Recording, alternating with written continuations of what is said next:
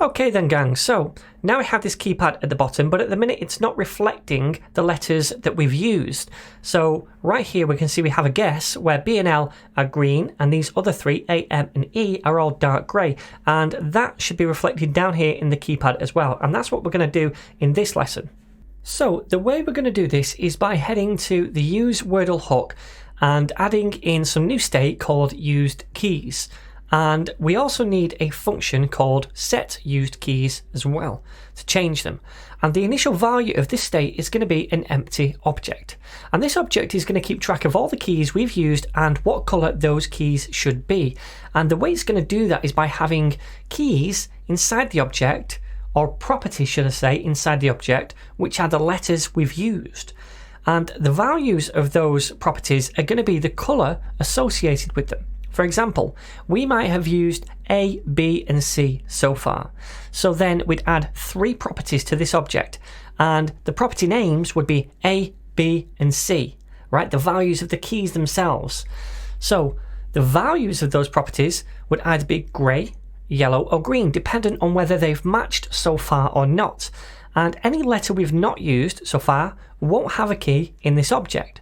We only add them as a user adds them in a guess. Okay, so then we want to update this object every time a user submits a new guess, because we need to cycle through that guess and assess every letter inside it and then add that letter to the state along with its colour. Now we could create a whole new function for doing this, but I just want to put all the logic inside the add new guess function, because it's after we've added a new guess that we then want to add all the letters we've used to the used keys object. So we'll do this near the bottom of the function, just above where we reset the current guess. And we want to call the set used keys function right here to update the used keys and colorize them. And since we'll be using the previous version of the used keys state to do this, we need to pass a function into here which takes that previous state as an argument. And inside this function, we need to just return the new value that we want the used keys to be. Now the first thing I want to do is create a variable called new keys, and I'm going to set that equal to an object. And then I'm going to spread the previous used keys object inside that. So essentially we're just copying it here. And then ultimately we're going to update this object to what we want it to be and then return it at the end to be the new state value for used keys. So what we want to do is cycle through the latest formatted guess and look at each one of those letters inside it, and then we can see if we need to add that letter to the new keys object and also what colour needs to be associated with that letter. So we'll take the formatted guess array, which we have, and then use the for each method on it to cycle through it. And for each item in this array, we fire a function and we get access to the letter object, which I'm going to call L. And remember, this letter object has a key property, the letter itself, and a colour property based on this last guess. Now to begin with, I'm going to see if we can get the current colour of that letter in case it's already been previously added to the used keys, or rather the new keys object now, which is a copy of the used keys. Because there's going to be multiple guesses that a user makes, right? And at some point they might use the same letter again, in which case we're already going to have that letter in the used keys state.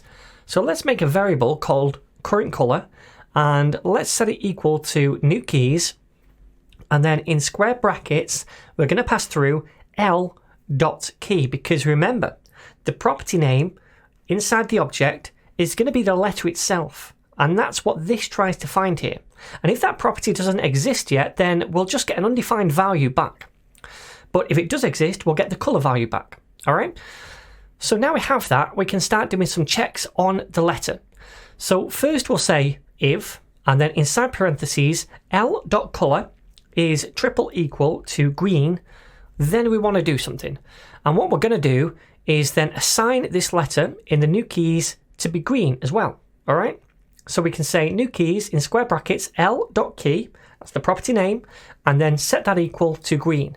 And remember, this L.key thing here, that's the actual letter like A or B or C or something else. So in this new keys object, we're trying to find that property and assign it this value of green. Now, it might be that the property already exists, in which case we're just overwriting the previous value, whatever it may be. Or it could be that the property doesn't exist and this line of code creates it and assigns it the green value. And then after this, we just need to return, because for this particular letter, if we've just coloured it green, we don't need to go any further with it. Alright, so next up we need to check for any yellow letters in the formatted guess. So we're going to do something very similar for this as we did for the green letters.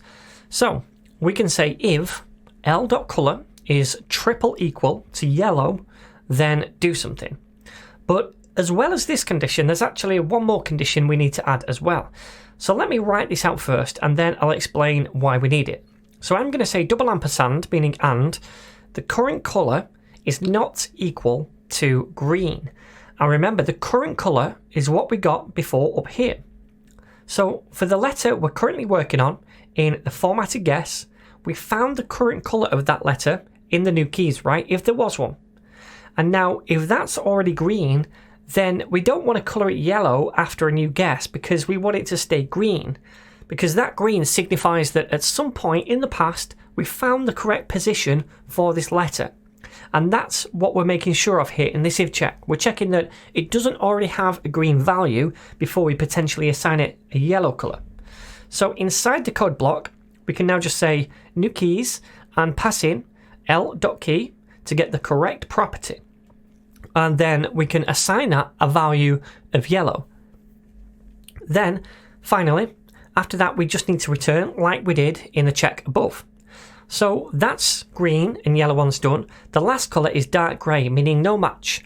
So let's do one last if check, where we can say if l.color is triple equal to grey, then do something. But again, the same as the yellow check, we need to make sure that we don't already have a matched value for this letter, like green or yellow, in the new keys object, because if we do, then we don't want to overwrite it now with grey.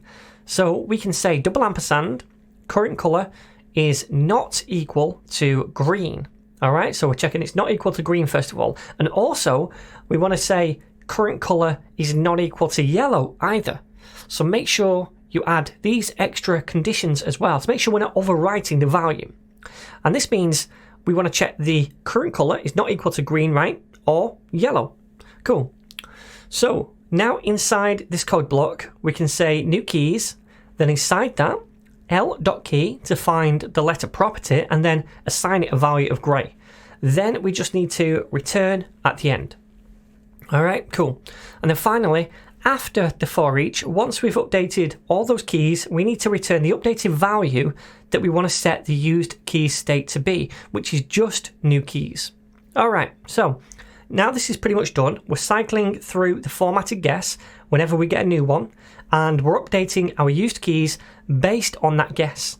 So now we need to allow other components to use these used keys, and to do that we need to return them at the bottom of the hook. So let's do that first of all. Alright, so where we return everything else, we can just say used keys as well, and then we can use them to colorize the actual keys on the screen in the keypad component.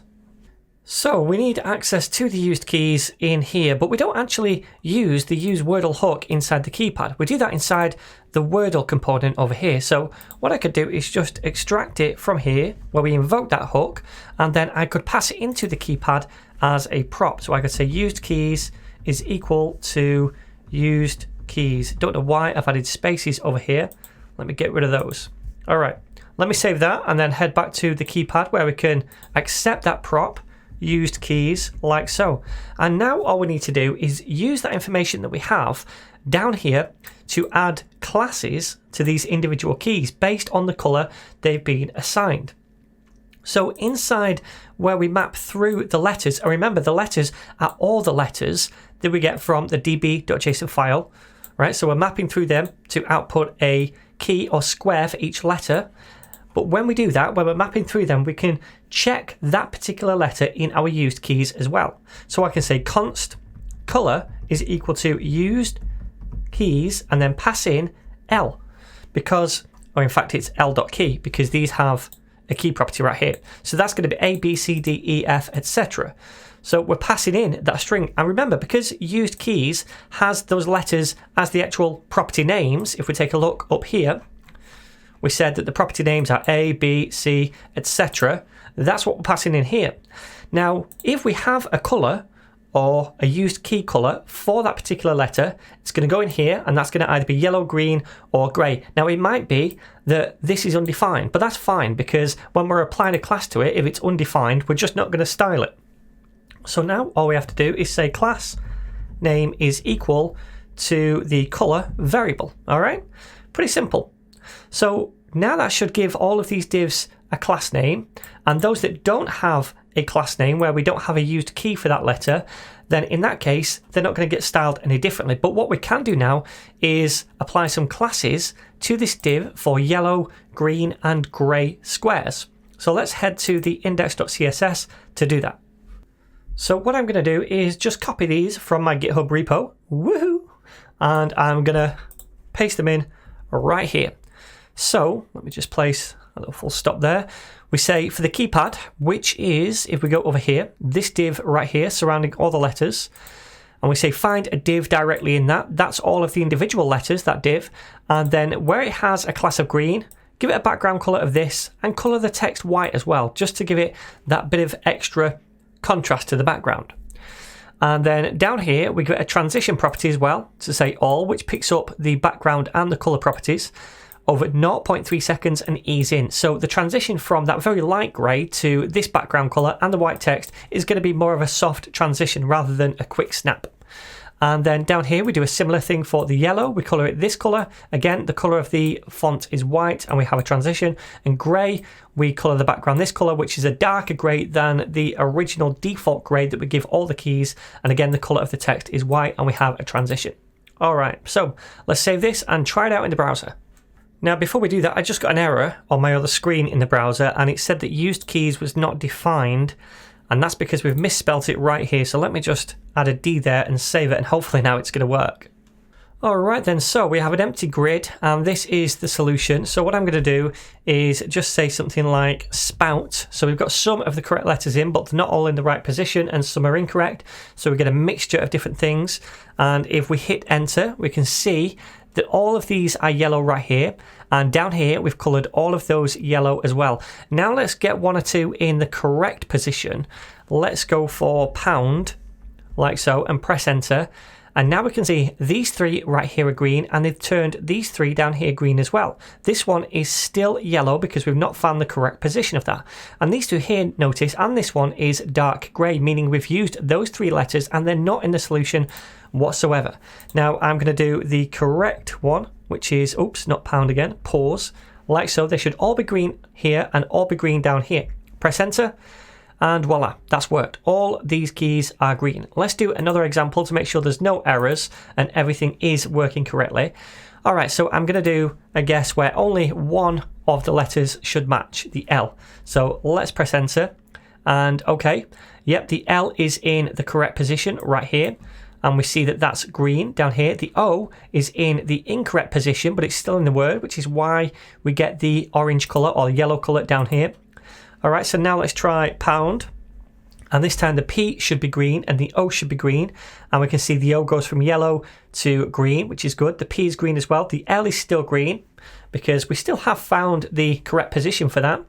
And now let's do it correctly. So pools, and everything should go green here and everything green here. Awesome. So this looks like it's working perfectly.